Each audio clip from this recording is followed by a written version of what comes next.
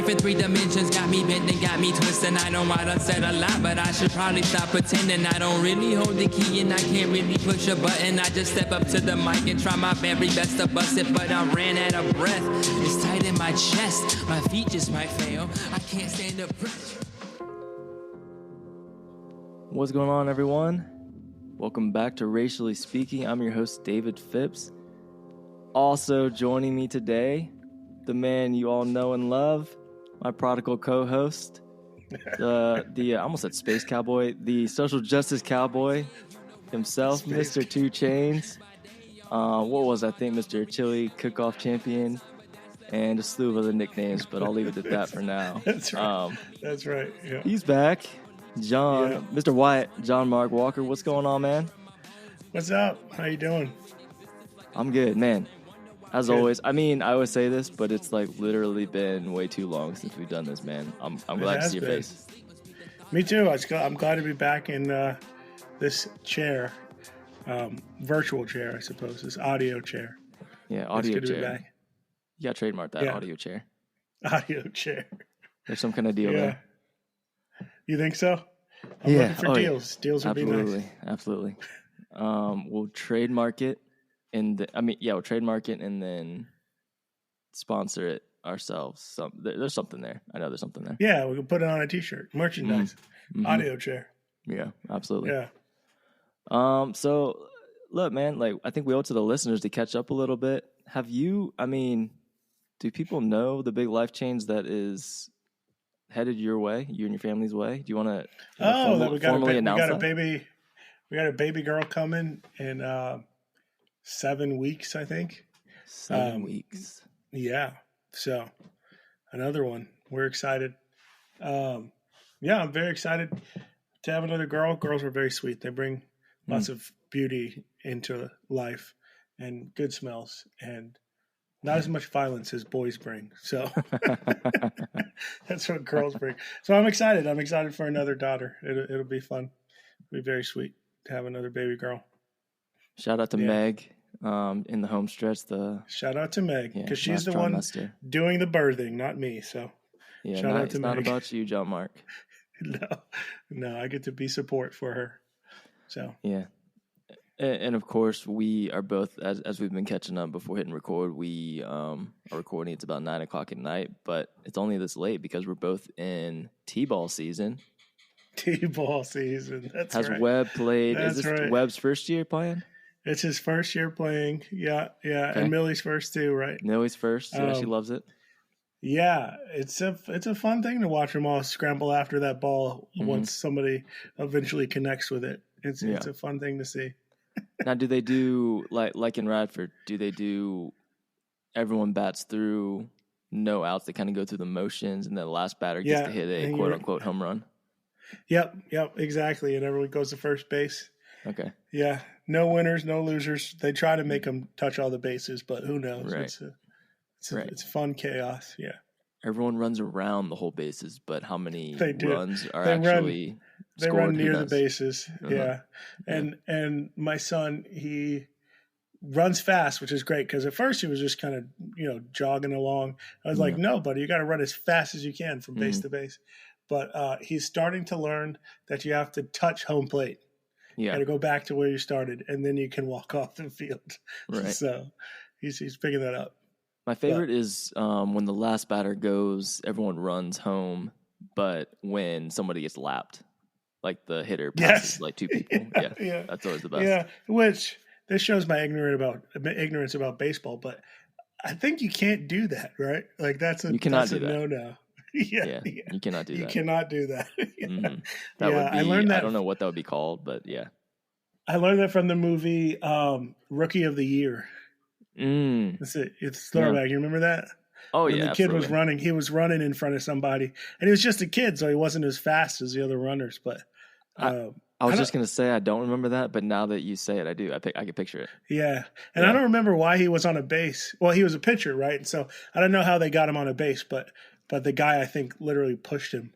I remember him being the old veteran player was like saying go. Yep. Yeah, right behind him. And I think they both slid. They both slide and both score. Yep. See, movies are educational. Mm-hmm. You know. Yeah. Yeah. So Rookie I of the grew year. up, It's a throwback to the 90s. right. A lot of people know I grew up playing ice hockey, and I've just been reminiscing a little bit. It's I see commercials for NHL playoffs going on, and I just told Kate when I was like, "Wow, is it about time for me to bust out the Mighty Ducks trilogy for at least Ollie?" There you go. Yeah. Um, Yeah. yeah, He's old enough now. I think so. Yeah. We watched it when we were his age, and we're Yeah, fine. There's nothing wrong yeah, with millennials. yeah. Nothing wrong with Yeah. us. Uh-huh.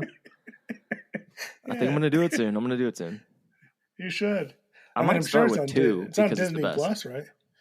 Oh yeah. Two was the best. Yeah. Mm-hmm. It felt so epic. It was as if they were the Olympic team. It Yeah, was the just like Junior Goodwill Junior League, games, the man. world. Yeah. Shout out to the Junior Goodwill games, man. Yeah. Who knew there was so much money in youth hockey to fly all those foreign teams around? Yeah, yeah. But hockey was the coolest sport because of the Mighty Ducks. Yeah. I mean, that's the power of Disney. You got the Mighty Ducks are literally a team. Yeah. You got the Angels, which I think they had to be named from Angels in the Outfield. No, they had to be a team before that. Actually, that I'm not sure about. I do know that the Mighty Ducks were after the movie. Yes. I do know that. Yeah, I believe that. We'll have to get on that and fact check that. Yeah. We don't want to be lying to people, so we'll have to edit this part out if that's not factual. But I think Yeah. that But I mean, I'm sure the Angels weren't as popular. absolutely. Yeah. Yeah. All right. Look, let's jump in. We got a little bit of fun we're gonna have on this episode. John Mark, I'm gonna lean on you a little bit. I feel prepared, but perhaps not as prepared as I usually feel for these episodes. But I think it's gonna be fun. We want to talk about some music. Racially speaking, there's a lot going on out there in the world. It's true. In the music world, some big names are going at it. The big names are being talked about. And look, we want to dive into some of this a little bit. So, John Mark, where do you want to start with all these stories going on right now? Well, I think we're probably gonna hate on Drake a little bit. We're gonna talk about some Taylor Swift lyrics, and then we're gonna love on Beyonce's country album, right? Okay. Let's start with the Kendrick and Drake beef. Let's do it. Yeah. And J. Cole was in there too, but I was going to say, where do you want to start? Do you want to start? So I think we're going to have to summarize. Give a synopsis. For the people to make sure everyone's on the same page.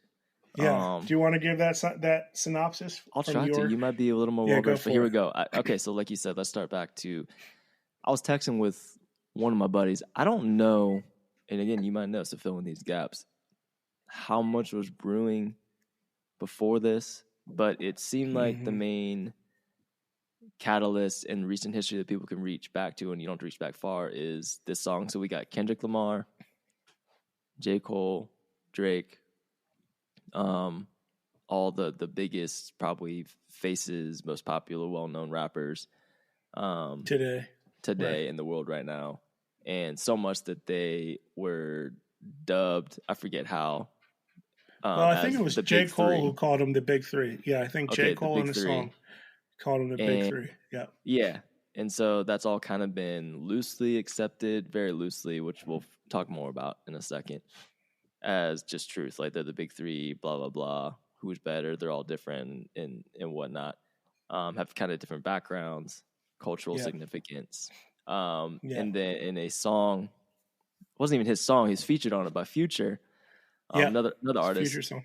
Kendrick Lamar has a line where he says, we're going to keep this PC family friendly, but, it's not the Big Three. It's just Big Me. So he says, I edited that out, listeners, but it's just, so he's saying, forget these guys, forget J. Cole, forget Drake. It's just me. And it seemed like stuff kind of escalated from that. I know that wasn't the first thing. Like, I know that wasn't just out of nowhere necessarily. And then I think the timeline goes, J. Cole put out, and I forget the name, a short album in response. Oh, delete this. I might delete this. Yeah, and he did delete it. I can't remember if he's done it. I'm pretty sure.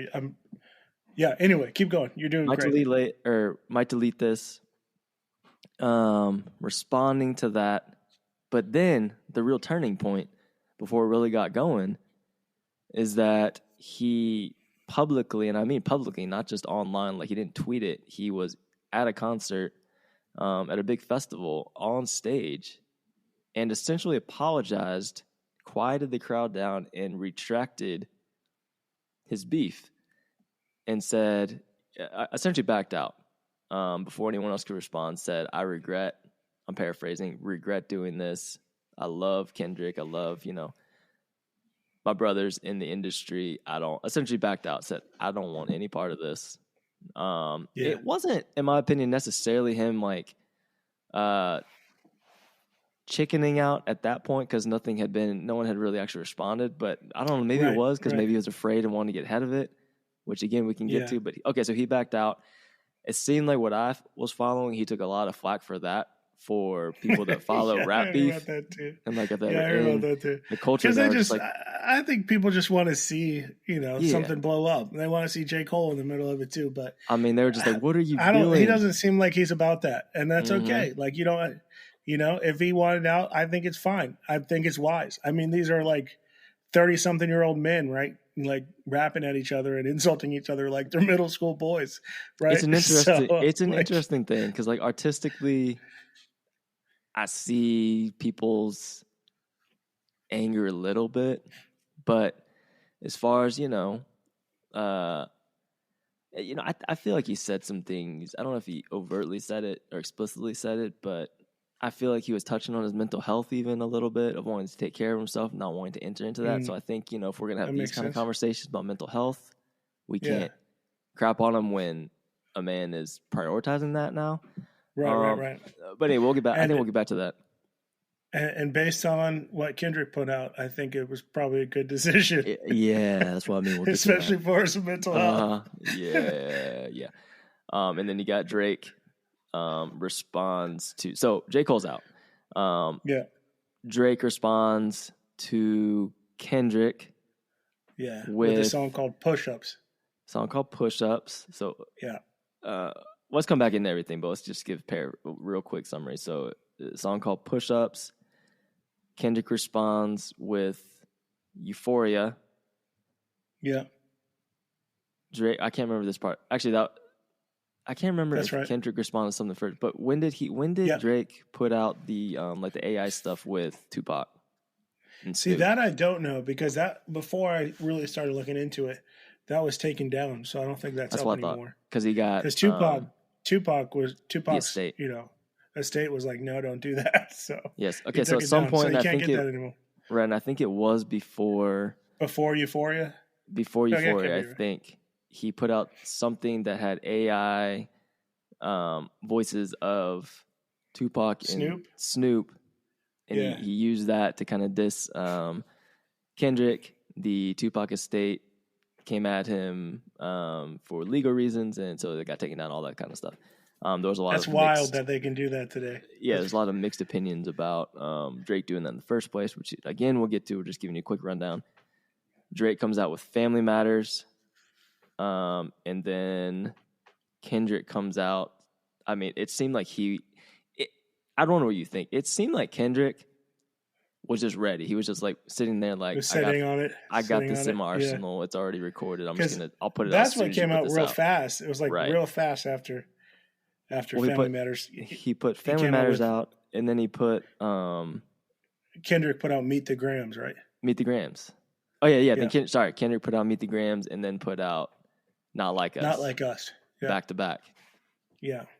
And that is the short summary, which we can unpack. But I don't know anyone. Rick Ross was in the middle of it. Yeah.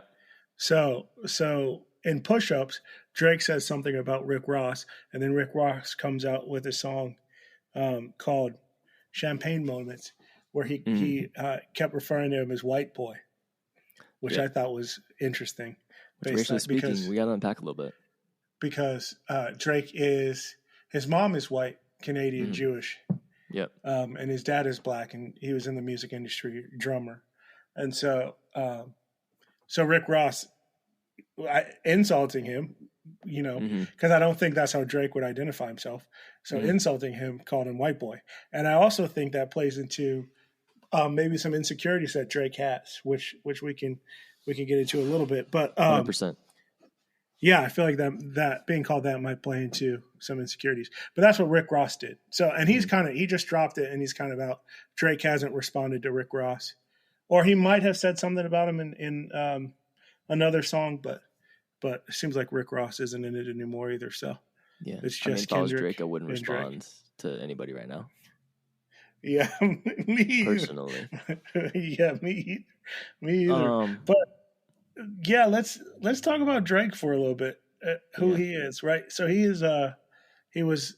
I knew him first as an actor on Degrassi, right? He was, I think Jimmy was the name of his character. I might be wrong, but he was in a wheelchair, and that's all I remember him as. So he was an actor, and then he decided to become a rapper. And I feel like I was like around graduating college back when he was starting to get big. So I didn't really like become a fan of his. So a little bit of my background, I'm from the suburbs. So I'm a suburban black guy, right? So a little bit of imposter syndrome when it comes to relating to things from black culture, black communities. I can relate to that, right? So I feel sometimes like, because I didn't grow up in predominantly black circles. You can relate to Drake, to the perception of Drake. I can relate to not growing up in predominantly black circles. And so for Drake, when I see him, I saw him, he was a Canadian, half black, half Jewish actor.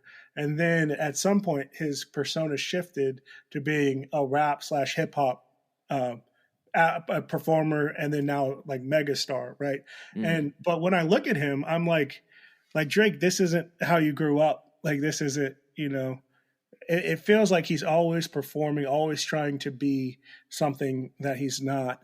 And so with a song like what Rick Ross said when he kept calling him white, I think it was white boy in that song, that I don't know Drake. I don't know how he feels those things, but I could see that being a real struggle for Drake because, he shifted who he was publicly, his public persona. So, and I think some of that comes out when with Kendrick too, especially when I think Drake, if he compares himself to Kendrick or J. Cole or Rick Ross or some of these other rappers, I could see him having some insecurities there.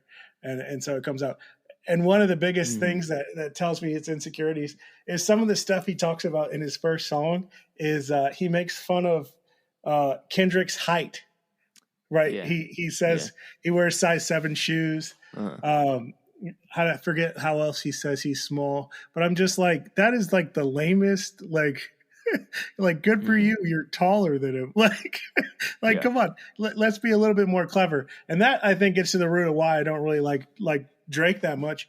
I just don't think he's got very good lyrics. I think he's got some good, maybe some good beats, some good music, but I can't stand it. It feels like he's always bragging, always trying to build himself up, always trying to prove himself. And I'm just like, it's not for me. So anyway, that's a little bit about Drake and his background. I think his insecurities are coming out as he is going after Kendrick. Yeah, that's interesting. So you're saying you kind of always felt that about him? So my background, I didn't watch Degrassi. I didn't really either. I guess I did enough to know. Sure. I mean, you know more than me. So my perception is interesting, and I can't claim to be I've noticed this whole narrative by listening to his music necessarily. It's been much more seeing interviews or seeing his adjacency and relevance in the NBA world. Because he's a big because he's Canadian. He's a huge Raptors fan. Right, and he's around. And he's been tight in and out with a lot of the NBA players, so I follow the NBA religiously and all that kind of stuff. But just the things I've seen of him, I've never cared about him, is what I'll say. I've never been a fan of him. And I know hindsight can be 20/20, but my perception has always been kind of what you're saying, though, without even really listening to much of his music. Stuff like his biggest hits, I've just been like, that guy's like a popular poppy artist. I wouldn't even consider him like I legitimately didn't really ever consider him like a J. artist? Cole or like a Kendrick Yeah. or any of those guys. Even No, I get he almost. doesn't.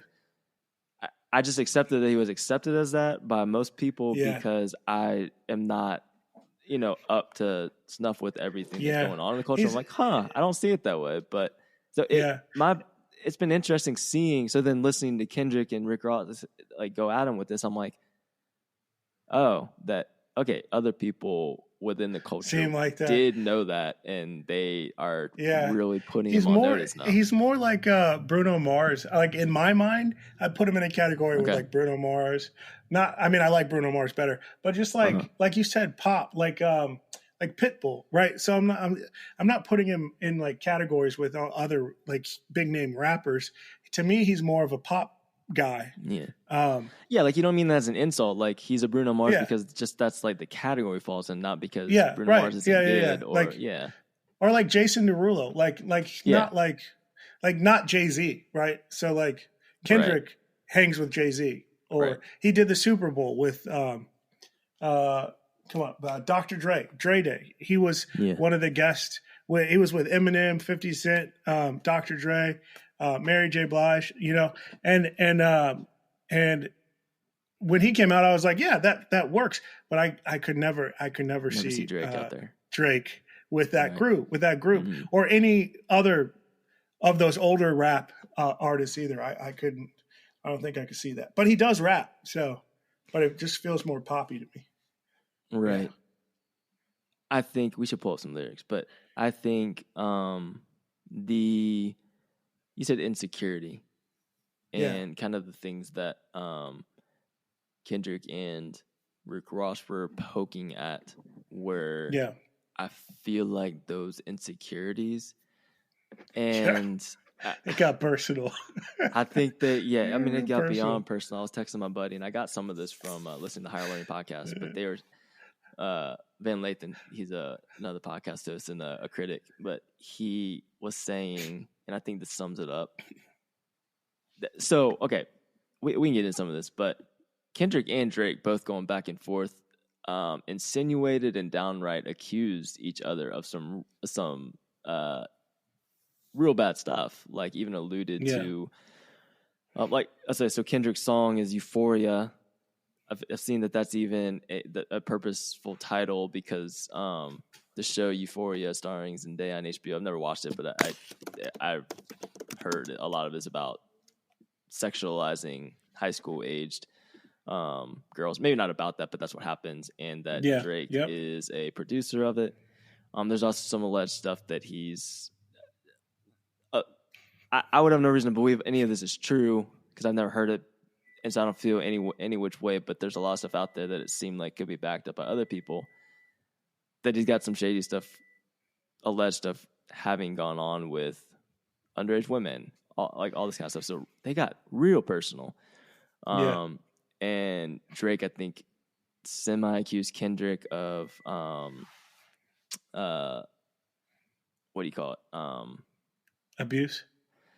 Abuse, domestic abuse. Yeah, his wife. Domestic violence. They both brought each other's families into it. Kendrick does a whole song about Drake's like family.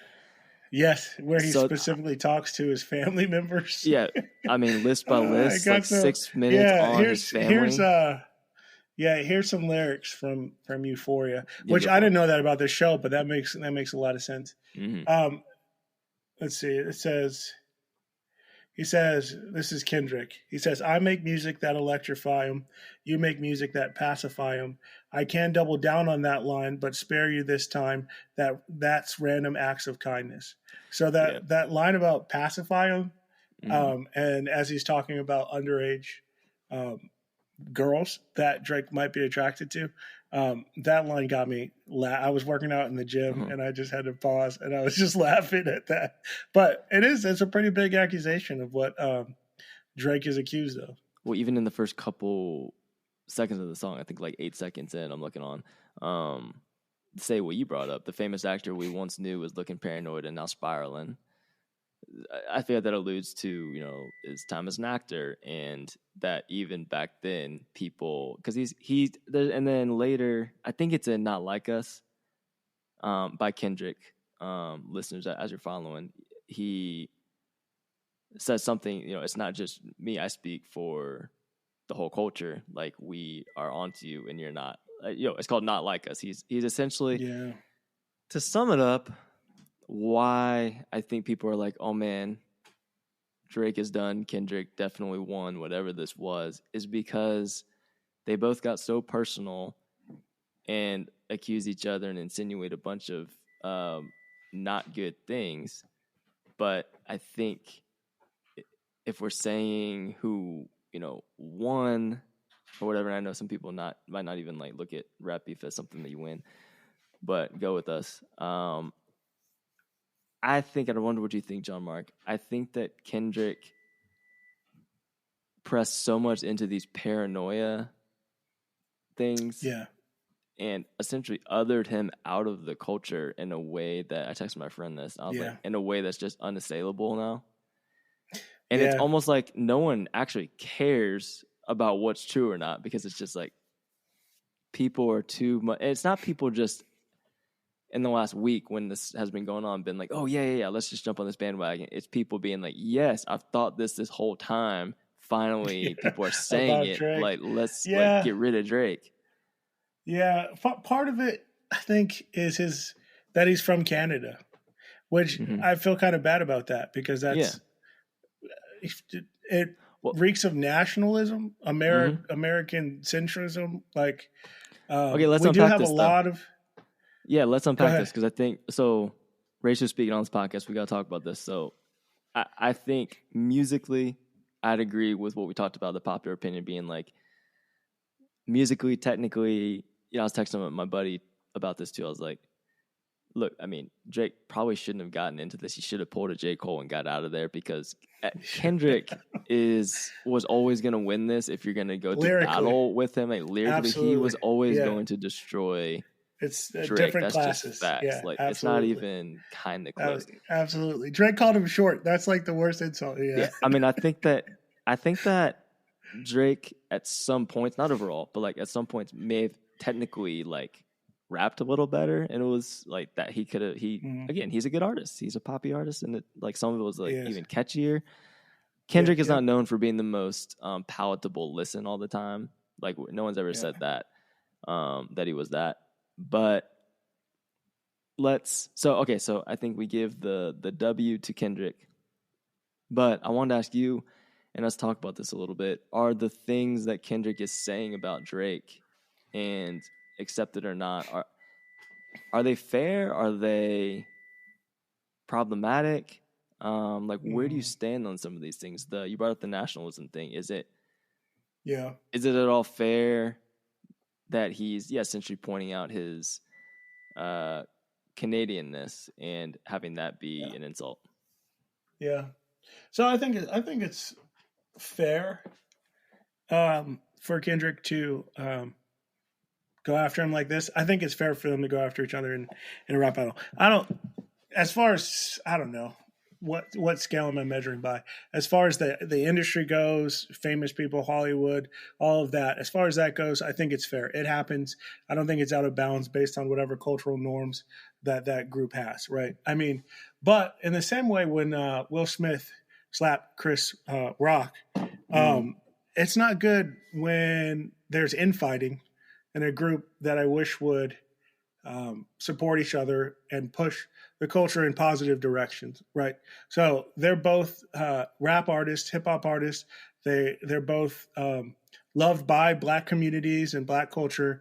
I wish that this didn't happen, right? I'm not, I wish that they could support each other, work together. And I know, like, it's the persona, like everyone in rap needs to be a rap god, or, the king, or I don't know, the big three, whatever they're calling each other, right? I know that that's part of the persona that they put on, but especially Kendrick's, he is also about lifting up the culture and lifting others up. And this is the opposite of that. So it's kind of like he was brought low to a lower level because he responded to Drake or he got into this with Drake. And so I think the insults, like he said something about Tommy Hilfiger stood out, but FUBU never had been your collection. So talking about how Forest Bias, that clothing brand, was never in Drake's clothes. And I don't know, I feel like there's enough pressure on Black people in the world where it's like, you need to be like this, not like this. This is how Black is defined and not like that. That when Kendrick, who has such a voice in Black culture right now, comes after Drake like this, I feel like it hurts other people who might identify as biracial or mixed or Black American and white Canadian or Jewish Canadian, So it kind of hurt. When people fight like this, I feel like everyone is not made better. Everyone might possibly be made worse for something like this, right? And then to add to the broader community, us viewing it, now we're looking at it and we're like, yeah, that's true about Drake. He is Canadian, It's like that's not bad, right? That's who he is, and I don't want us as society to go after people because of their ethnic or cultural identity, right? And I don't want us to label people as lesser, whether that's because they are connected more to a majority culture or dominant culture, or if they're connected more to a ethnic minority culture or subdominant culture, right? I want people to embrace each other's culture and let people just be who they are, right? So I wish Drake didn't have to put up a front that he was some type of, great Black leader, Black artist. I wish he could just kind of be his, Degrassi self and also put out music that people love, So okay, well, I don't know if this is pushback, but it might feel a little bit like that first. So please. I'm not the Black man on the show right now, so I want to ask you this stuff. So like, I think what I would assume like some pushback on this would be, I feel like you're getting there towards the end of that, but I think that Drake was I think that this is happening now because I feel like he's shifted, and I feel like early on in his career he was a lot more self-aware and was at least giving that perception, and so he was being Drake. Like he was being him. He wasn't acting all hard and like like you said, like fitting that rapper stereotype and trying to be something he's not. And so I think the pushback to even your Chris Rock, Will Smith example is, I think people are saying, no, like Drake was never this, so we're not going to let him be. So like, I don't think people, I don't personally look at that as the same kind of comparison, because I feel like a Will Smith and a Chris Rock, like I don't think either of them are Drake. In that scenario, I don't think. Like I feel like both of them. Yeah. Well, I said that because they're both famous. They're famous Black men. Right. They're big, and he is a huge artist name, and he's also Black, right? So that's why I say that. Right. I feel like just people's pushback would be, well, we're not. It's not the same as like even like if it was strictly between J. Cole and Kendrick, I feel it would be super different. Like it would be. Because they're both accepted in a different way, and I feel like have also demonstrated at different times that they have the Black community's back. They're going to speak up for stuff, and I feel like Drake's taken a lot of, I think, fair flack for being silent at times where the Black community could have used him speaking up about some stuff. And it's like, oh wait, you're not really for us, and on top of that, I feel you care about writing bops and being a big pop culture person, and you're gonna vacillate back and forth of whichever way makes your name bigger at the expense of our community, when I think Kendrick is much more viewed as you're in this through thick and thin, and same probably with J. Cole. So I think that's people's pushback are like, nah, get this guy out of here, like amening Kendrick's words. That would be different. What do you think? I think I agree. I see what you're saying. That would be different. I think my comparison between, it's just that they're both Black men. They're both Black artists, big Black names. But you're right. I feel like for Kendrick and J. Cole, I don't know much about J. Cole's background, but But for them, I think their only community is the black community. Only culture is the black culture, right? That's they came from. But Drake is connected to, right? He's got this dual culture, these two worlds that he lives in, and he's Canadian. so so I feel like it is different. You're right, it is different in that. Yeah. Well, okay. So bring up the Canadian thing. I forgot. I got sidetracked, but I think that it's different. Do I think we should target people for not being American? Like, obviously not. No, like that on itself. If that's all we're doing here, like Drake is lesser because he's a Black Canadian or half Black Canadian. He's a lesser artist or lesser Black person. Like, no, I don't think. I'm not encouraging that. I think probably what most people are doing in this instance, I think, are, well, stop acting like you're not all these things and we won't bring it up, almost, because I feel like he's trying to act like he's not Canadian, or he didn't come from the background that we all know he came from, and he's acting like he's from Compton and all this stuff. Like, he's using Tupac lyrics. Like, I think people were pissed that Toronto. They used people were pissed that they used Tupac in there. He's wild. It does. It feels like cultural appropriation, right? Like the audacity to do that. I'm like, oh my gosh, he doesn't have to. And the truth is, he's big enough that he doesn't have to. Exactly. The other thing that got me that was so funny, he talked about how Kendrick's first number one was on a Taylor Swift song. He was featured on a Taylor Swift song, and I was like, Drake, do you think we forgot that commercial you did where you were at the gym? And he was dancing to Taylor Swift lyrics, and she was dancing to Drake lyrics, and they were like working out at separate gyms. And I'm like you do it too. You did it more. like again, it's so wild. It's so interesting because I think that's another thing of like, I don't think Drake is his intention is even to hide that he did that. It's just stop pointing out things, just be yourself like that. So it's like a slippery slope. Once he stopped being himself, maybe there's a bigger, wider lesson in here of, once you stop being yourself, it's downhill when you're in the public eye, especially because people are going to see through that. And I think that's what's happening here. And I mean, Kendrick just exposed him beyond repair. I think it's not great. It's not great. I mean, I think his career's going to be fine. But I think his fans will still be his fans. I don't know the cross section of Drake fans and Kendrick fans. Like, I think I'm sure he's got a huge fan base that they'll be fine. He'll be fine. He'll be fine career wise. But Kendrick, I think all but assured he'll never go down the road that he was trying to go down. I think Kendrick put a big sign up there of like, you're not coming down any further. He'll never be accepted in the way that Kendrick is. I think that was Kendrick's main goal. Again, unassailable. Yeah, I think that's true. Yeah, that's true. Yeah, I think we'd agree there are some problematic things in maybe like who's accepted into different, into the culture, stuff like that. But I think it's important to understand the context of why these issues exist. And I mean, I won't lie. Like, again, as a non-Black person in this conversation, even, I'm like, I understand kind of the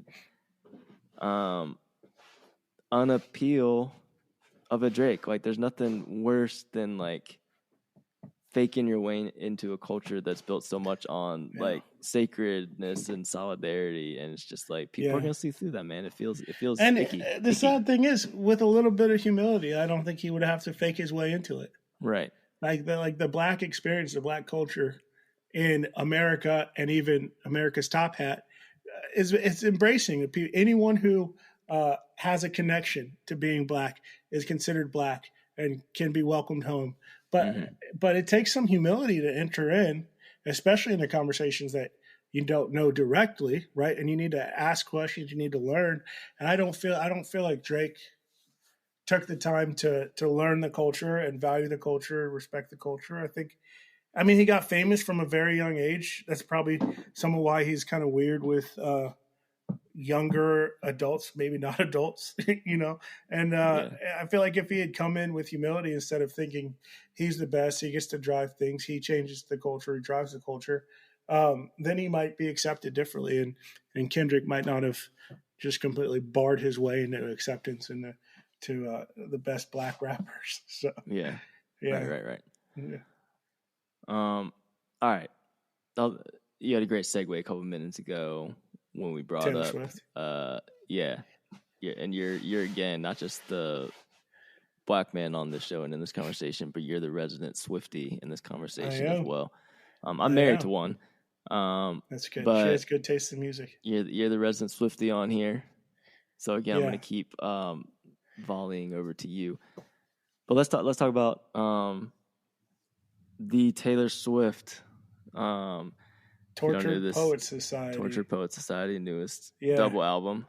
A lot to talk about because we haven't really talked about her at all. No, we haven't. Here on the show, racially speaking, there's a lot to talk about with her music, her former boyfriends, perception over her long, illustrious career. Yes, as a Swiftie. Yeah, as a Swiftie, and it really became a Swiftie when in 2020 when she released Folklore. Great album. I love that album. Like immediately, I was like, "This is one of the best albums ever." And so I became a Swiftie, and I've been a Swiftie since. I liked some of her music before; it was fun. I've even gone back and listened to it some since, but Folklore is what did it for me, and I've followed her since. But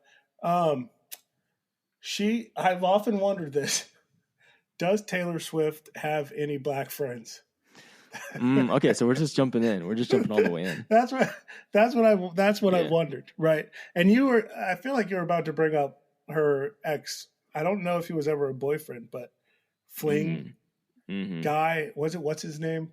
Matty. I'm a Swiftie, but I did not. Matt Healy. Healy? I think he goes. Yeah, it goes by Matty Healy, but yeah. I did not pay attention to that because again, I'll let you explain that, and then I'll say what I said again. Okay, well, yeah. So a lot to unpack here. So yeah, nearly all of my Taylor Swift knowledge. Okay, so I have no actual I like Taylor Swift, like as an artist, musician.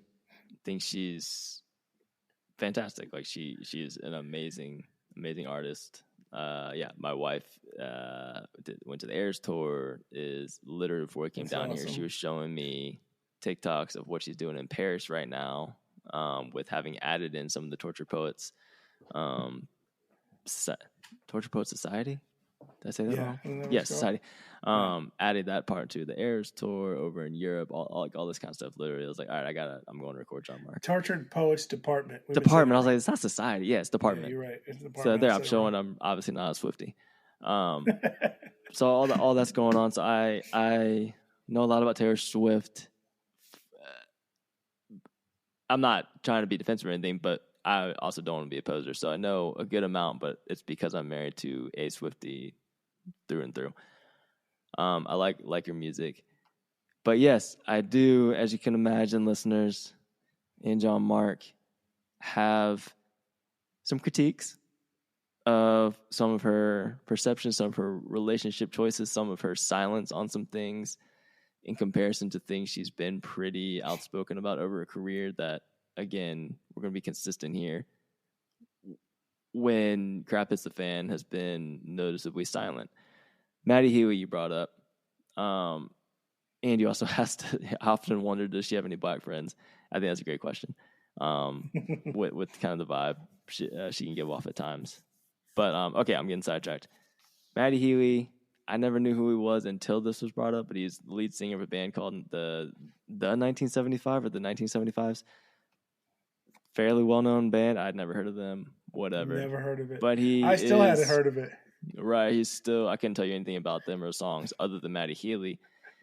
He is known for doing like Nazi salutes, like I think on stage. He's known for being like a contrarian. Like I think a famous quote by him is that he is, I'll paraphrase, purposely says controversial things to get attention. Okay, so there's that's okay, and that on its face is not the worst thing I've ever heard. But the Nazi salute thing, not good. very bad. And then has said some things specifically in recent years about artist Ice Spice, who's tight with Taylor Swift as well. Called her, I think, after. So I do know this much. I think they got chubby tight Chinese after. lady. Did he say what he said about her? Yeah, That's terrible. chubby Chinese lady. What else was it? And then one of the big things is that he was on, and this surfaced after there was word about them dating. There was rumors about them having dated in 2014 and then just recently again, and I don't think it was ever confirmed until this latest album. It seemed like, yeah, it was. But anyway, he was not caught, but it resurfaced a podcast interview. The podcast was called, what was it called again? The Adam Friedland Show? Cumtown? Yeah. I guess I can say that on here. Unscripted comedy podcast that gained internet fame and notoriety through heavy use of ironic bigotry, echoing the humor of South Park. And he's on there saying how he gets off from watching this pornographic site where black women are brutalized. So really terrible stuff. Not a good dude. There's several other things. Yeah, this chubby Chinese lady, Ice Spice, referred to as an Inuit Spice Girl. Real, obviously terrible things, but also people were upset that Taylor Swift wasn't speaking up about it or giving any kind of clarity of why she would be publicly in relationship with this person, knowing the stuff she, I'm doing air quotes, stands for. Speaking of the marginalized, the black community, even LGBTQ communities, stuff like that. So not a good dude. Not a good dude. And racially speaking, that's got obviously racial implications that I think were just really problematic. Seems to be really good friends with Ice Spice. I personally do not like, and I get it, this is a sticky thing because I struggle with, okay, what do public figures owe us? I struggle with how upfront she is about a lot of things and never really addressed this until writing about it in the music she releases, and that's all. Like, that's it. When it's really serious, problematic things. Yeah. What things is she public about? She's just been a really outspoken, outspoken activist, and I think about wanting to be on the right side of all the issues and activism. I know she was really big in 2020 for a really speaking up for women and women's rights, and then I know she's taken a lot of criticism for being silent at those times. She's been really public about advocacy for the LGBTQ plus community. I don't know if she's been, to be fair, hugely outspoken about BLM over since 2020 or and that and whatnot. But she's very much put herself wanting to be on the right side of all of those issues, and then it seems like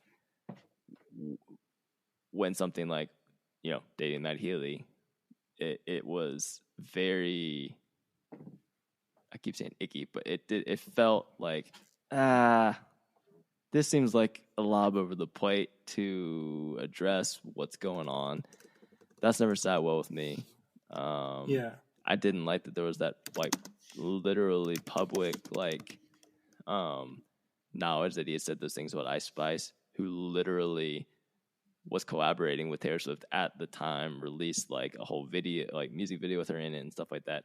I don't claim to know all the timelines and everything of when stuff's released and music and stuff, but I feel like some of that was a little bit sidesteppy, disingenuine, which all of that is fine, but it brings me to kind of your kind of question of, I literally asked two of my black friends the other day because we were talking about music, and I was like, serious question, y'all, because I've been like asking this or like thinking about this a little bit. I was like, do black people like Taylor Swift? Just to paint with broad strokes, and at least these two people were like, none of my friends do, including me. Yeah. I was like, all right, that's just interesting Yeah. to me. Obviously, Well, I know they don't speak for everybody; they know that too. But what do you think? Because it's interesting to me that you I brought don't, up that I don't sentiment. think she has. I don't think I like her because I'm black or because she has anything to contribute to the black culture or in any way cares about Jamar Tisby's a black Swiftie. people. Yeah, he's a fan. Like I enjoy her music, but I don't think that she particularly cares for black people. And when I ask that question, does Taylor Swift have any black friends? That's not to condemn somebody who's white who doesn't have black friends. Like everybody who's white can have black friends. That would mean that every black person would have what, like 500 friends, right? So it's just the numbers. It's just not possible. And even in asking that, I'm like, I think the deeper question is, does Taylor Swift value people who are culturally different, ethnically different than her, or people who have been oppressed or marginalized? Is she aware of that? Does she care that those things happened? Does she care for those people's stories? That's the real question, is what's the level of her care? And I think even in dating that Maddie Healy guy, I think some of the controversy was like, we don't know. She's not very open about controversial things. So we don't know what her actual private life is like, what she actually cares about. Does she actually care for people at all? Does she have any real friends? Like we don't know these things about Taylor Swift. Yeah. So it's a big question mark because I don't see her in public appearances with black people who run in the same sphere as her. I see her with white people who run in the same level of celebrity as her. But that doesn't mean that she doesn't care, right? And that doesn't mean that she actually doesn't have black friends. So that's why I'm asking that question. It's like, what is the actual nature of her care for people, right? And people who are ethnically, culturally different than her. One way of seeing that is if white people have black friends, right? So, that's why I asked that. Again, I think it's interesting. I think it's also completely fair to say, does it even matter? It matters to somebody like me, but I'm kind of crazy sometimes. But is it fair? I talked to Alethea about this on a previous episode, but should we be expecting people in the public eye, specifically musical artists, to be activists or to be even as a person about what they sing about? I need to know more Taylor Swift lyrics. I don't know if you have any, but that would show that she should be about some of these things. Well, I think we're about to talk about one of her lyrics. That's the closest I think I've ever heard her care about anything like this. So we'll get to that. But to your question, should we care? I think that depends on you. I think that's a personal thing. Like how much do we care about our actual friends and the people who are actually in our community that we run into every day? And those relationships, like how much do we care if they're activists? To what level they're activists? To what degree do they care and dedicate parts of their life to making the world better for others who are oppressed, less fortunate, whatever you want to say it? How much do we actually care if those around us who we actually know are activists, right? And then to the same degree, celebrities, because they're people too, and they have, they can make choices on what they want to use their platform for and what they don't. And I honestly don't think Taylor Swift uses her platform much for anything.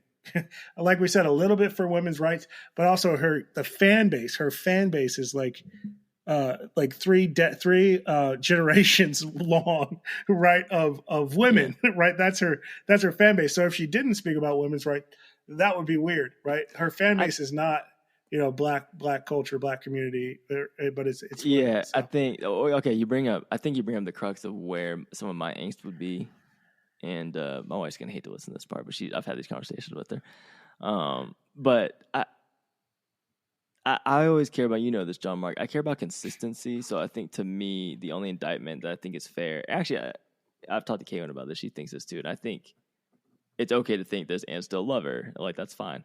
Mm-hmm. You just got to be fair. Like, even like we were talking about with Drake, like, just be yourself, be honest. And like, that gets you so much further than faking something. So to me, she was like accepting awards and like using that platform. Like, to counter your argument a little bit, I'll say like it's because she has been super outspoken about specifically women's rights. As a woman, like her whole thing with, even how she's re-releasing all of her music to get her, like, that's a women's, like, under the umbrella of women's rights and women being marginalized, which is absolutely like an admirable thing and something she should do. I'm completely behind this. Great. So to me, it's her silence on some issues, and it's a slippery slope. I'm not saying she has to be outspoken about every single thing, but for there to be, and then a Matt Healy situation come up and be like, wait, what? This seems like a softball, like over the plate. For there to be crickets about something so egregious, I think is completely fair. And I think a lot of Swifties feel this way. I'm not saying that Swifties are purely cult following and don't think this at all. Yeah. I just think it's completely fair to critique and be like, wait, where's the uproar about this stuff that seems pretty easy to condemn?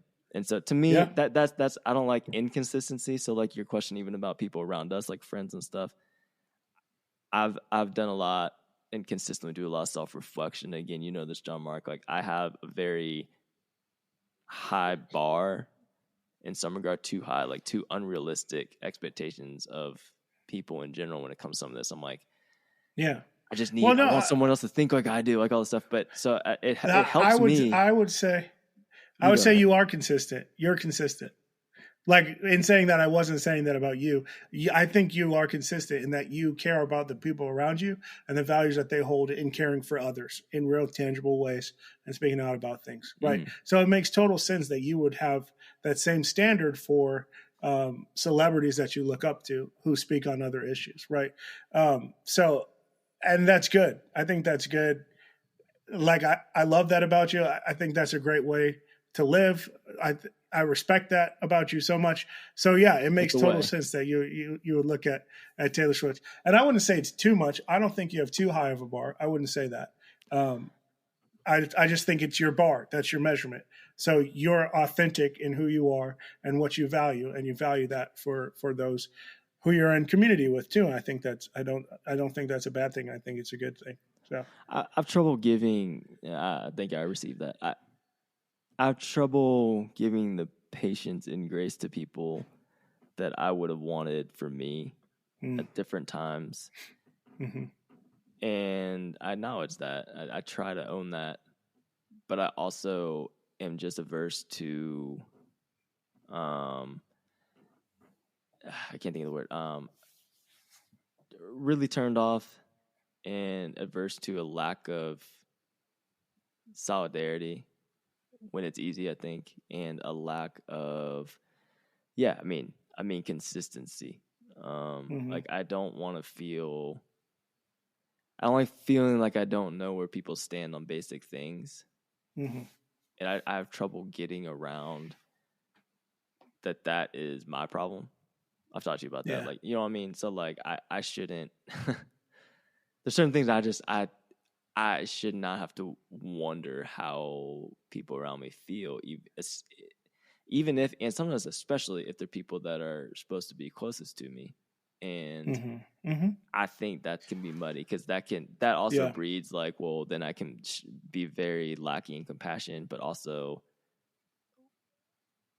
I have trouble getting past like, but why is this at my expense when it's ignorance and things that are really, really, really basic here.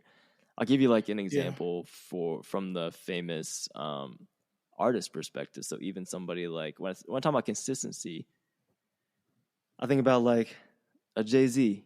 Like, so I'll go on the other side of things, like a Jay-Z or an Ice Cube, even like those guys are like well known, like their entire ethos. Like an Ice Cube is like synonymous with Straight Outta Compton and F the Police and all this kind of stuff. I'm not going to go down that rabbit trail of like all those lyrics, but the entire ethos of like Straight Outta Compton is about police brutality and like drawing awareness to that in their area.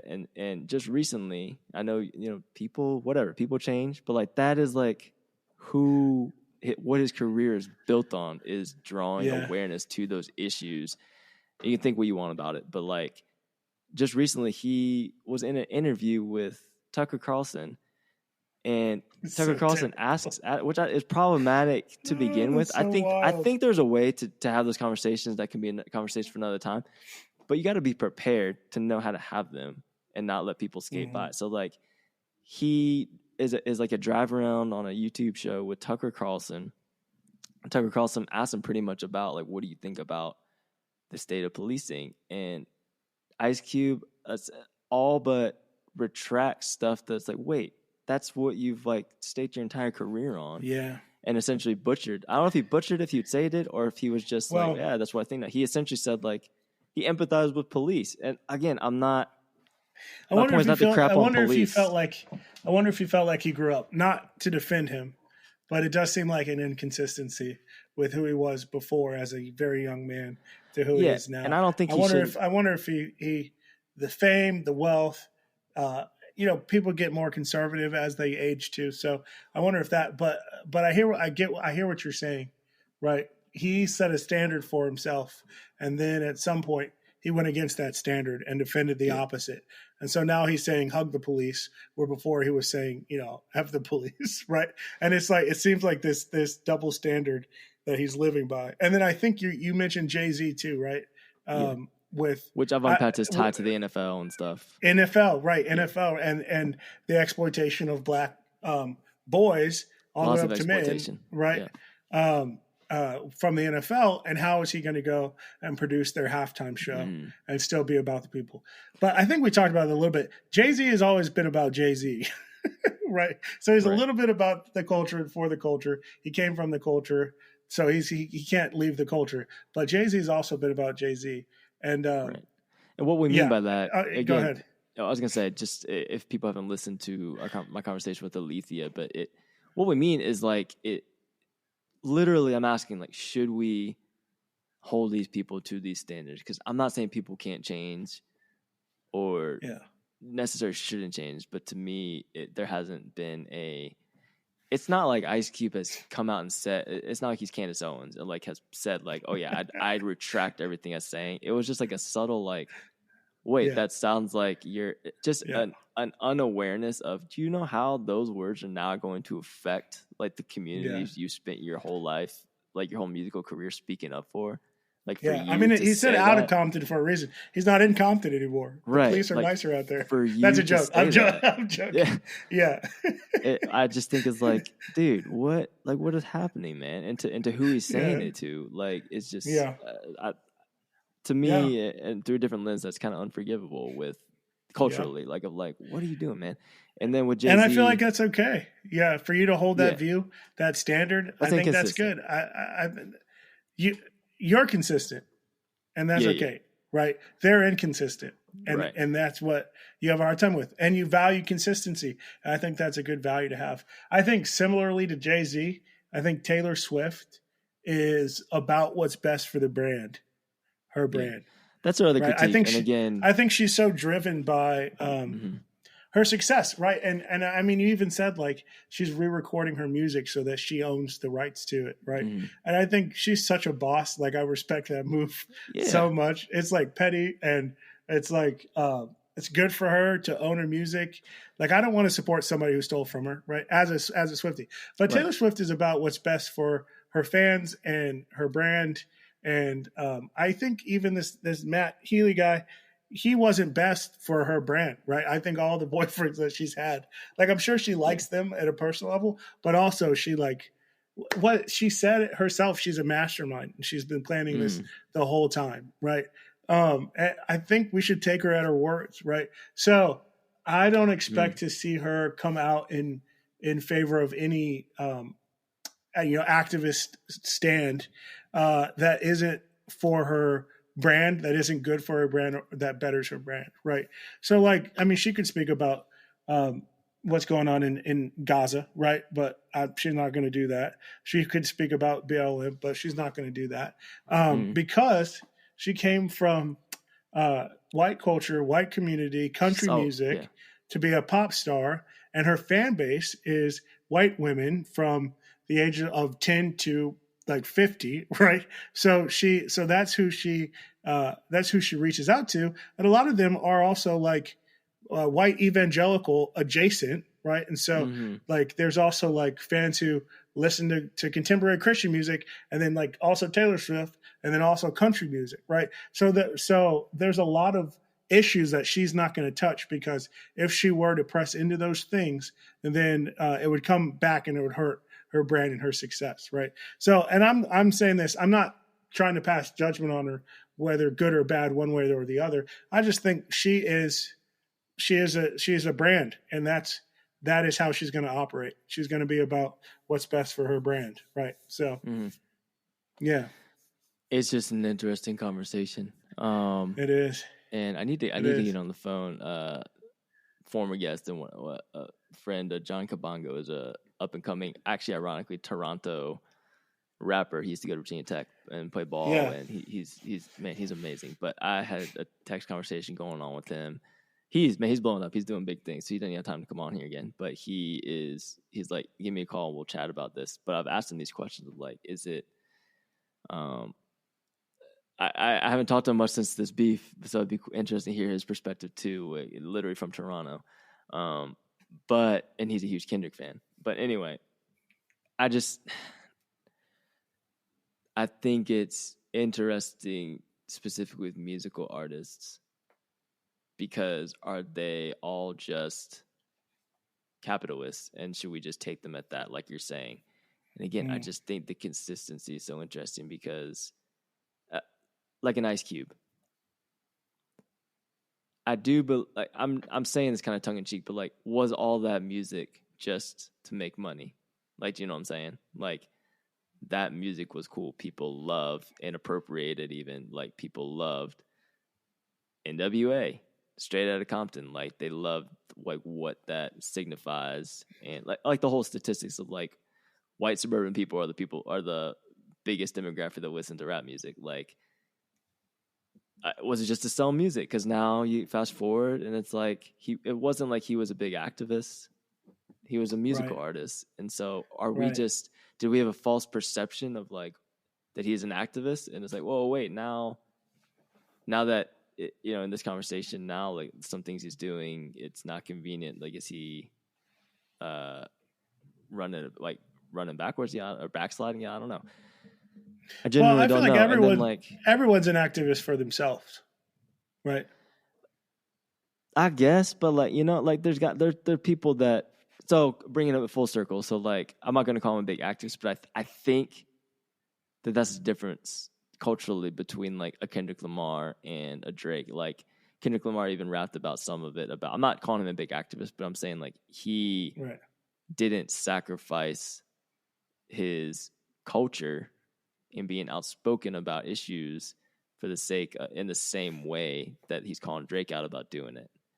Yeah. And so that's what I mean with the consistency. I think Kendrick is consistent, and I think that's why he was able to other Drake out of that and kind of just move him aside. And I think people understand what he did. And they're like, that's what I'm saying. Like, whatever he's accused, all this stuff, like people don't even care, because they're like, Kendrick's our guy. He's been with us. He's not going to backslide for anything or anyone.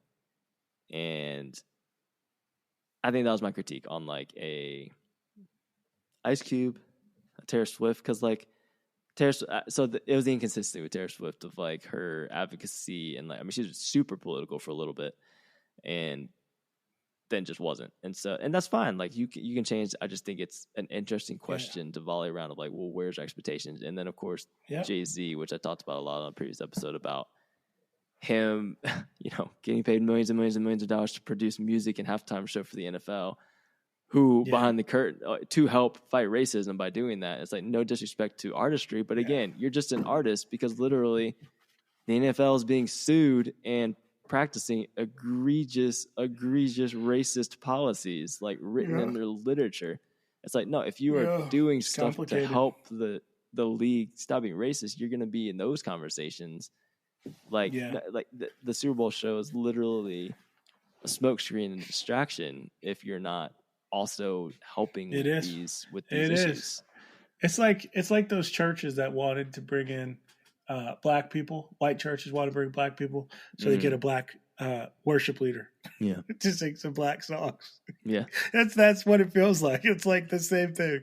It's the play. It's this surface level culture that they're bringing into the NFL. They're bringing in artists and music when the values, the deeper values of justice, equality, the deeper black culture values are just, they're like, nope, we're not going to do that. We're just going to bring in an artist. And so Jay-Z signs up for that. But that's the thing. Jay-Z cares about the Jay-Z brand, right? Like I said, everyone's an activist for themselves. So when Jay-Z was fighting the man, you know, he was an activist against the man. But now that Jay-Z is the man, right, he's like, I'm going to make money. Like, he cares about Jay-Z and then all of the Carters, right? Beyonce and Blue Ivy and whatever else their kids are named, right? And the verdict is out for me on Taylor Swift, right? She seems like a genuinely caring person. I know she puts on a persona, but those glimpses of who she actually is, she seems like she genuinely cares about people. But I don't know. I don't know if she cares about women's issues and elevating women, and that's a good thing. I don't know. Like, the question still stands: Does Taylor Swift have any black friends? I don't know. But that lyric. So this is where we were headed, right, with the Taylor Swift conversation. The lyric in her song "Hate It Here" says, "My friends used to play a game where we would pick a decade we wish we could live in instead of this. I'd say the 1830s, but without all the racists and getting married off for the highest bid." And that caused some type of stir on the internet. People felt all kinds of ways about that. Yeah, well, What was your gut reaction to it? Well, I haven't looked into any of the controversy, so I don't know where people are coming from. It's a stinging critique of our American history, right? But I'm also like, gut reaction is like 1830s. Like, I had to Google like what was happening in the 1830s. Like, I know that's just after the flu, right? Some parts you don't need to Google. No, that was 1918. I have no clue what happened in the 1830s. Like, it was just our country was becoming a country, right?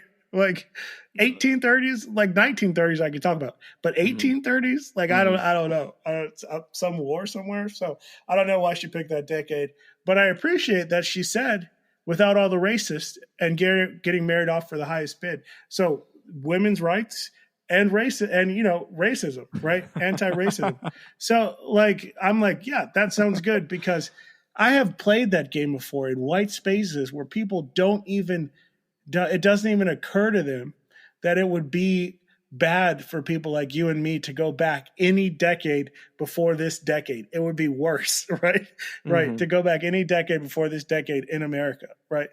Or in the Western world. Like, it doesn't even occur to people that when they play this cute icebreaker of like, what other time would you want to live? I mean, I would say the 2030s is a decade I want to live in, but I would also say without all the racists and getting married off for the highest bid. Like, we're still doing that today, right? And we'll still be doing that in 6 years. So I don't know. This line makes me see, it's the first time I've heard her say anything anti-racist. And I'm like, all right, I'm good with that. I see you, Taylor Swift. Like, go for it. That's my reaction. My gut reaction, I didn't much care. Again, I think I was consistent just naturally with, like, I think she's a great artist. I think that was fine. I'm a little bit more cynical viewing it. I think that there's and this might, again, be unfair to look even too deeply into it. I think it's partly fair because she's a deep artist. And there's she writes music that's meant to be unpacked. I think her saying that line, whether she intended it to be unpacked this much or not, is more signifying and problematic because it's problematic because of what it signifies. And I think that it's too much of a commonality to say something like that. And I feel like but without all the racists, haha, like that. It felt too lighthearted for me. You feel like people say that? I don't feel like I've ever heard anyone say that. I think the tone of that line and how it's saying comes off like that. I don't think she. I'm not saying she thinks she's purposely saying like that was a small thing, but her saying it like she did communicates that, in my opinion. And I think it signifies a deeper issue in white culture of romanticizing all these time periods and being able to just be like, oh, but let's just remove this like little blip that was going on. It's like, no, that informed everything. Like you said, starting the country, everything. Like it wasn't like, oh, the country's being developed. It was like people were like chattel slavery was going on. That's why the country was being developed. Built on the back of racism. So I'm just like, that's just a weird subconscious, I feel like, sickness that there is in culture. That's a great still. Point. That is a great point. Yeah. You can't separate time periods from racism and misogyny. Like it's a cute thought, Taylor Swift. And I think it's poignant in that it pointed out to her friends or her fans, like if this was a true story or not, it pointed out that you cannot go back to any time period in our history without these two things being a problem. Racism and misogyny. So she was consistent, to be fair. Like she lumped it in with women's rights. Yeah, I like what you're saying, and it's too simplistic. You cannot separate it out. And so I get it. I get what you're saying, why you would respond to the lyric. But this is what makes it positive for me. Like I hear what you're saying. Mm-hmm. It's in a song called I Hate It Here. I hate it here. So the whole song is a critique about where she is and where she doesn't want to be, right? And so it's not like it's in a song called, oh, this land is great. You know, like it's in a song called I Hate It Here. This land is right. So I feel like it's a part of the lyrics and her thought process is that in her branded Taylor Swift not too punchy way, she's saying, you know, I hate it here. Consider these things. These things aren't great. So yeah, I don't know. Maybe I'm giving her too much credit, and maybe you're expecting more from white people than I am, in that they would be able, that they should know by now that you can't separate these things from the past, right? Like you're saying that, and I'm like, maybe you're giving them more credit than I am, because I'm just I don't think they're going to be there. I don't think we're going to get there, right? If ever, because I recently spent a week around, some white leaders in evangelical spaces. And we were talking about some initiatives and how we want to reach the world and care for people. Mm-hmm. And not once did anyone mention anything about diversity and how our culture and our world is becoming more ethnically diverse, more of a melting pot. And not once did anyone mention our need to be better at crossing cultures to care for people. Right. Not once, except for those that were on my team. And we view that is our job, is to see that. And that was kind of disappointing to me. And I was like, will we ever make progress in becoming more culturally diverse, more culturally savvy? I don't know. Like if I wasn't in the room, would anybody raise that diversity question? Would anybody raise the cross-cultural question? So like, when I see somebody who hasn't said anything about racism in any song that I know of, and she's a white woman at the top of the industry, and she makes one line, says without all the racists, I'm just like, that's great. We made a step forward. Like, good for you, Taylor Swift. Good for you. So yeah, that's where I'm coming from. No, I understand what you're saying, and I think what I brought up about how I function, this is case in point of like, I get it. Like, I don't think Taylor Swift's a bad person in any way for that line specifically, like at all. I think it's just a fair thing to critique and have an opinion about. I don't go as far. I'm not saying you're being dramatic or anything, but I don't go as far to give her any kind of anti-racism credit for it, because I feel like that was just like, I mean, what are you going to do? Just not say that and say, I wish I could go back to 1830s? Like, that'd be colossal like misstep. So I don't think she would do that. But I just think it's a wash. I'm like, it wouldn't have caused a stir. It would not have caused a stir. We hear that all the time. We hear it all the time in her type of music, in country music. we hear going back, we hear it all the time without even a thought about the fact how brown and black people were treated in the past, right? So, yeah. So, I mean, I hear what you're saying. I feel like she stuck maybe not her neck out, maybe a toe out, but she stuck something out. Definitely not her neck. I can't give that, but yeah, we like can she did revolve that.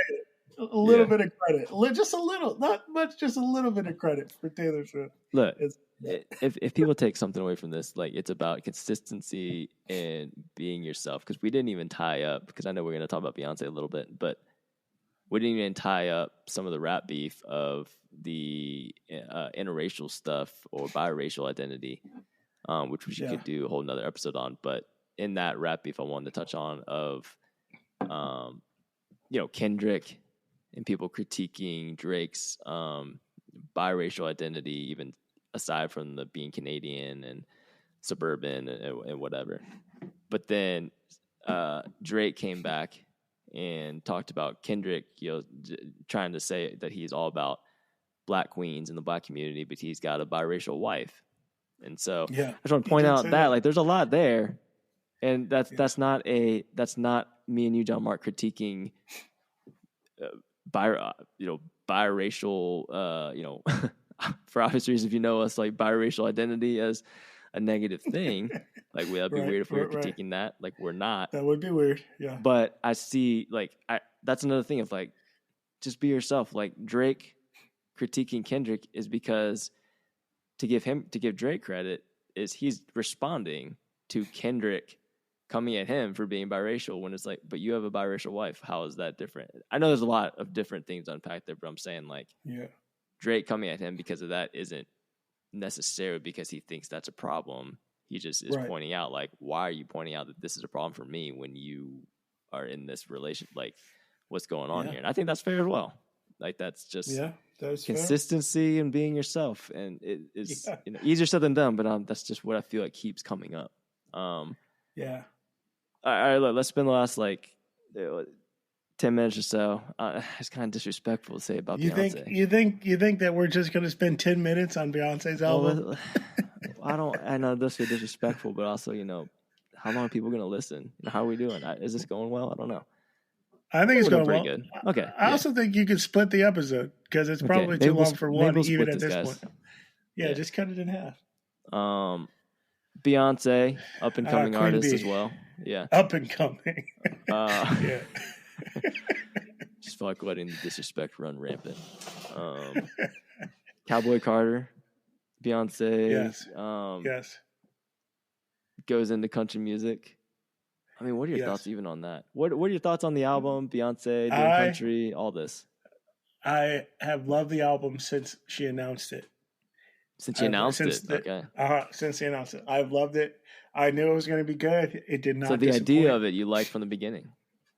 Yeah, and here's why. She has a song called Daddy Lessons on her Lemonade album, which is a country song, right? And I think she even performed it at the Country Music Awards, and it was not received well because of who she is at the awards, right? There was a whole thing about that. Because I think people have been gatekeeping country music, right? I think white people have been gatekeeping country music. Not all white people, but those who are gatekeeping are white, and we're keeping Beyonce out, right? But she grew up. She talks about how she grew up. Yeah, black people, except for Darius Rucker, he somehow snuck his way in, wagon wheel. But so Beyonce grew up inspired by country, loving the genre, right? She grew up in the South. So, and then with Daddy Lessons, I was like, that's a great song. And so then with, when she announced this, I was all here for it. But I don't think that this is a country album. And I think Beyonce even said as much, that it's not a country album. It's a Beyonce album. So she has some country songs on it. Yeah. But the overall album is a Beyonce album. Does it matter to you that, again, I know this is, people hate when this is done. I think it's also unfair but to get us into the conversation, is it poignant at all that she went into country at the juxtaposition that Taylor Swift, who is formerly known as country, is not there anymore at the current spots in their careers they are? Like, is that culturally interesting? It isn't. It's interesting to me as both a Taylor Swift fan and a Beyonce fan. Like I'm not a fan of old Taylor. I don't like her country music. I never listened to it. Never did. I'm not really a country music fan. There are some songs and like there's some folk songs, some folk music that I enjoy too. I mean, Taylor Swift's album Folklore, loved it, right? So there's some like country adjacent things that I love, but it is interesting that both of them have shifted genres and kind of moved around. And I do think it's different. I don't think Beyonce's staying there. I think she's gonna dip her toes in and is like, I did it. Because she just did like what is it, a house album with Renaissance, where she did the club music, which that was some musical whiplash for me because it wasn't what I was expecting after Lemonade by Beyonce. And it took me like 2 listens, and then I was like, oh yeah, I'm feeling this. I'm jamming with it.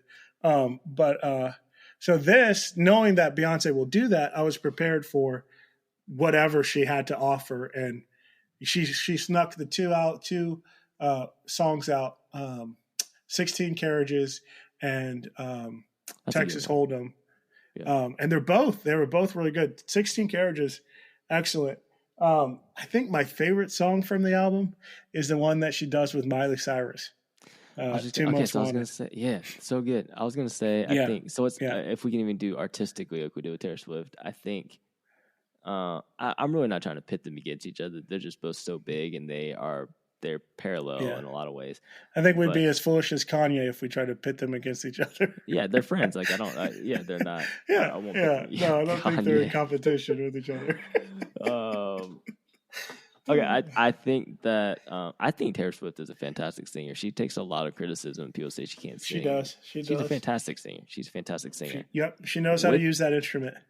With that said, the singing of Beyonce is unbelievable. Her ability is unbelievable. The control she has, the range. It's just so stripped down, even in Cowboy Carter, that you would think there's more instrument. It's just, so, like her vocal, like so then I'm like, okay, if it's just pure Beyonce lovers and Taylor Swift haters that are critiquing, I bet that's fair because Beyonce's vocals, I was listening, I was like, oh my gosh, these are. And the one with Miley Cyrus actually stood out. I'm like, they sound fantastic together. They sound amazing together. Brilliant. Like I didn't see that coming, but as I hear it, it's great. And it's so interesting. Like she did Lion King, The Gift, and she sang "Can You Feel the Love Tonight" with Childish Gambino, who I love. I'm a Childish fan. I loved his album that came out in 2020 also, and they don't sound good together. Like it's like they weren't even in the same room. Like their voices don't blend well together. Like whoever was mixing that sound, they probably weren't. Whoever was mixing that sound just couldn't get them I don't know. It just sounded like each were singing a separate song, which was unfortunate because I love both their voices. So I wasn't thinking it was Beyonce's fault or his fault, but when I heard her singing with Miley Cyrus, I was blown away by how their voices just are so smooth together. I thought Levi's Jeans was good with Post Malone. That's a good song too. Which there's some crossover Post Malone in both. Right, he opened up on Taylor Swift's album, and then he's also on the Beyonce album, and then came out like a month apart. I'm like, who is this Post Malone guy? Like, obviously I know who Post Malone is, but the fact that he is on 2 of the biggest names albums that were released this year, like good for Post Malone. It's good to be Post Malone. Do you know anything about Shabuzi? I don't. Me neither. I feel like he's taken some. Actually, I don't even know flack or criticism for doing country, but I don't know if it's because I don't know. I know nothing about who that is. Yeah, I don't know anything about it. Let's see. I like the Alligator Tears a lot. I thought the vocals were really good in that song. I'm scrolling through because I can't remember all the names. Full disclosure, I only listened through all the way through once. Blackbird really? was great. I thought Jolene was great. Blackbird, the fact that she highlighted, I think it was the voices of 4 Black country artists in that song. Yeah. It's great. She's using her platform. I mean, there's someone who uses her platform, right? Yeah, for good things. Yeah, that was fantastic. I think I honestly don't have a ton to say. I thought it was really, really good. Like you, to be fair, I can't critique a lot of from the standpoint of like as a country music album because country is not my thing. Just not typically one that likes to listen to country music. right. But I thought I told Kay when she hasn't listened yet either. We'd been planning to listen together, and then I was just like, we couldn't find time to sit down and listen to the whole thing. So I listened to it through once, and I was like, well, here's what I'll say. If it's a country album, it's my favorite country album because I liked it a lot better than typical country music, true. but I'm not a Me country too. music fan. I don't think I've listened to a country album, so I couldn't say that. Yeah. So we're probably not the people to ask, but unpacking a little bit, I'd say that from a country music standpoint, stuff I've seen or researched and whatnot, it seems like it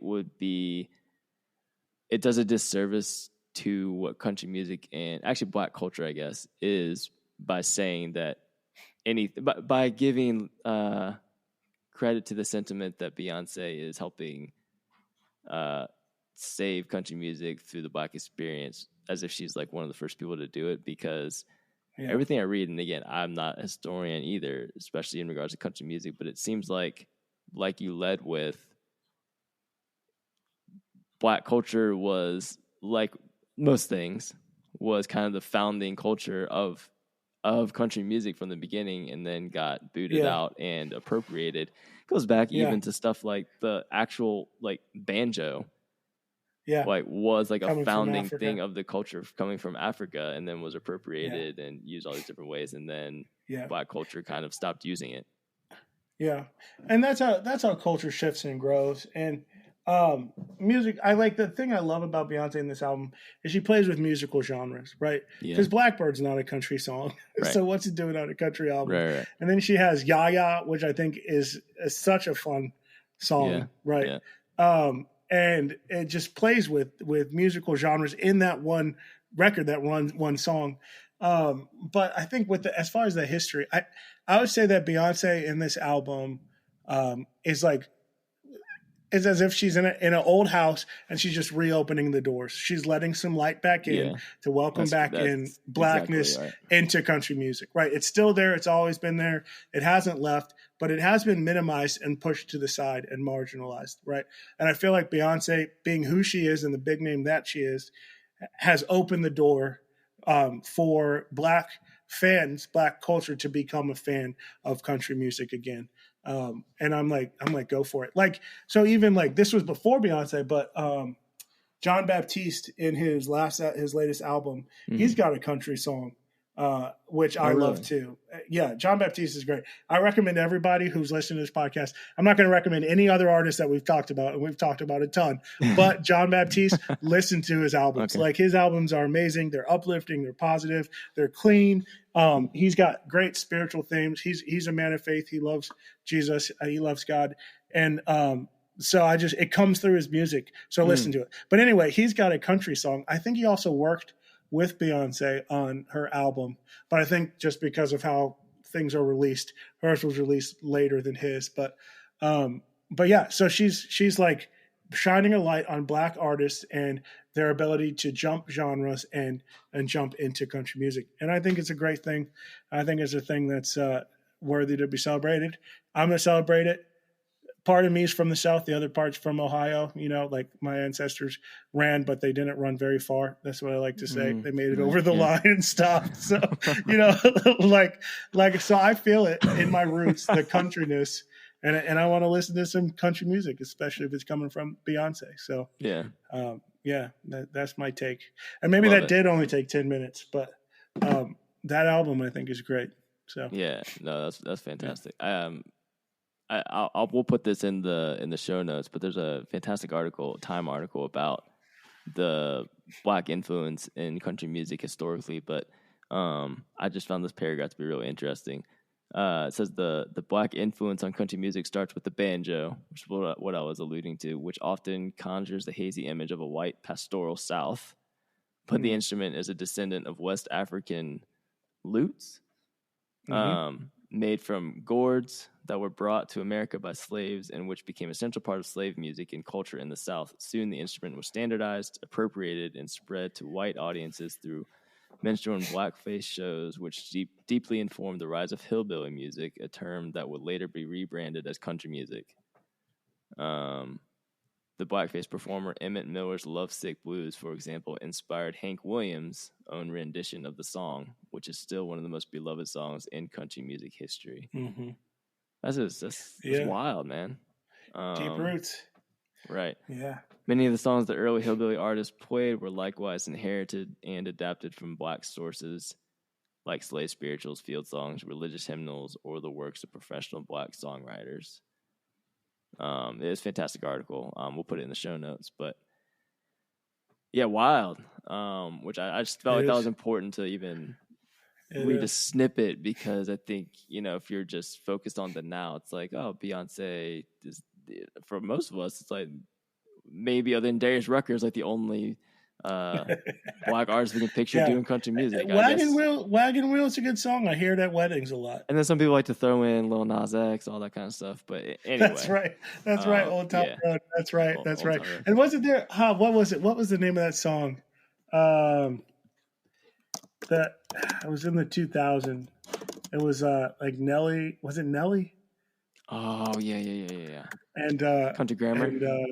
Yeah, Country Grammar. Yeah. Yeah. That was a song. Maybe I do like country music. Yeah, maybe I do like country music too. It's been around. It's been around longer than I thought. That and grills. Yeah. Man, what a throwback! Did I see that Nelly and Ashanti are together or back together? Were they together? Over and over. The song is over and over. Because it's all in my head. I think about it over and over again. With Nelly and Tim McGraw. That was yeah. That's not Country Grammar. That's a different song. No, that's not Country Grammar. That's over and over. That's what I'm talking about. Yeah, okay. I was going to say, because that really, there's no way. 2004. 2004. Yeah. Wow. It's good times. You were in middle school. I was going to say, have you gotten to the point, John Mark, where I've been struck by how often I have to say, or I've said, and it's actually true, it's not an exaggeration, of I probably haven't done X, Y, and Z, or I probably watched that in 28 years, and it's like, really, I haven't. Yeah. No, really, I haven't. Yeah. Feels We're good. at 2 decades. Even close to 3 decades. Yeah. It's crazy. Man. It's crazy. Yeah. All right, we did. Look, I'm going to... our listeners are dedicated, man. I know that they can get through this. I'm telling you, you got to split it. Man, I don't know where to split it. Split it. All right. I don't know. We'll see what sometime happens. in the Taylor Swift conversation. Just cut it in half.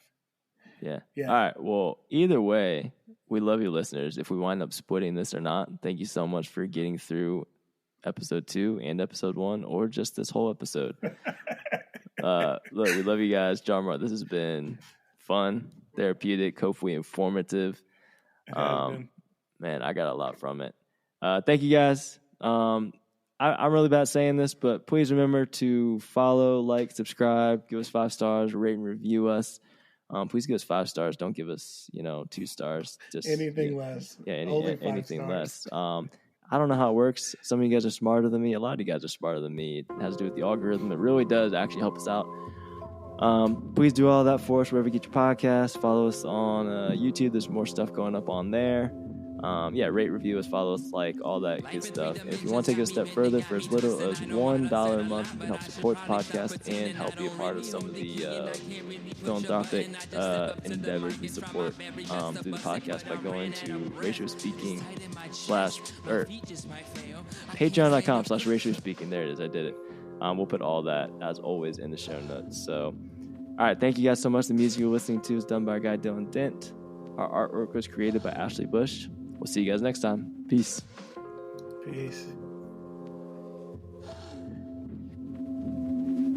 The nightmare might scare you no worse than reality. They hunt you by day, R.I.P. Ahmaud Arbery. Everybody got a time, but that's less than comforting. I hope I'm alive by the time they choose to comfort me. Mosquitoes in the vein or leeches on my soul. This money on my mind is a fracture in my bones. You get crippled by continuing existence like a ghost. And they wonder why we drink, and they wonder why we smoke, and they wonder why we think that everything's a joke. I'm shocked that we can sleep, must be the thought of letting go.